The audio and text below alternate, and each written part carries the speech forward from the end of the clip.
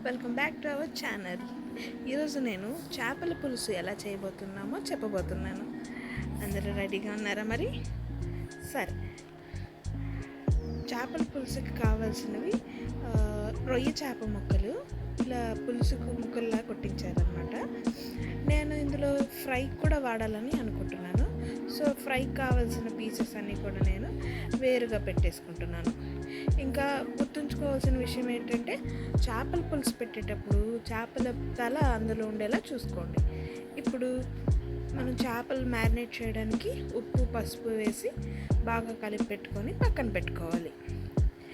ఇది ఒక అరగంట సేపు ఉంచితే చాలు. తర్వాత ఇప్పుడు పొయ్యి మీద కళాయి పెట్టుకొని ఆయిల్ బాగా హీట్ చేసుకోవాలి. హీట్ అయిన ఆయిల్లో చిన్న చిన్న ముక్కలుగా తరిగి పెట్టుకున్న ఉల్లిపాయను వేసుకోవాలి. ఉల్లిపాయలు పచ్చివాసన పోయేదాకా వేపుకుంటూ ఉండాలి. దీంట్లోనే మనం కారానికి సరిపడా 2-3 పచ్చిమిర్చికాయలు వేసుకోవాలి. అంటే ఎవరెవరు ఇష్టానికి వాళ్ళు వేసుకోవచ్చు అన్నమాట. కారం కావాలనుకున్న వాళ్ళు ఎక్కువగా వేసుకోవచ్చు.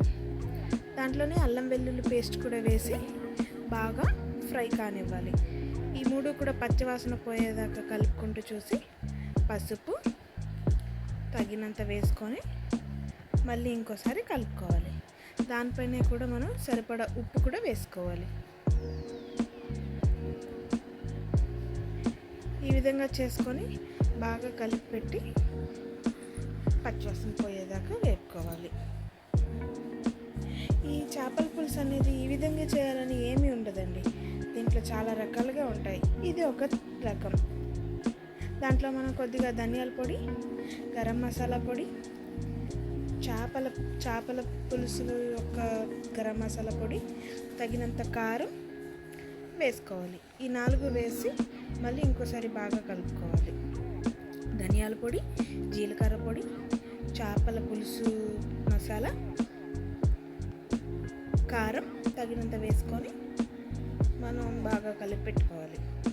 ఇలా కలిపి పెట్టుకున్న దాంట్లో కొంచెం సేపు అయిన తర్వాత ఆయిల్ బాగా పైకి వచ్చిన తర్వాత ఒక బత్తాయి అంత చింతపండు నానబెట్టి దాంట్లో వాటర్ గుజ్జు తీసుకొని ఆ చింతపండు పులుసు కలుపుకొని దీన్ని బాగా మరగనివ్వాలి. ఈ చేపల పులుసు ఏంటంటే బ్యాచులర్స్ కూడా చేసుకోగలిగే అంత ఈజీగా ఉంటుంది. చెప్పాను కదండి, చేపల పులుసు చాలా రకాలుగా చేయొచ్చు. అందులో ఇది చాలా సింపుల్ తరీకాలో చెప్తున్నాను. దీంట్లోనే ఇలా పులుసు మరుగుతున్నప్పుడు చిన్న బెల్లం ముక్క వేసారనుకోండి, మనకి చాలా రుచిగా అనిపిస్తుంది. పులుసు చాలా చిక్కబడుతుందన్న సమయంలో కొంచెం వాటర్ కూడా యాడ్ చేసుకోవచ్చు.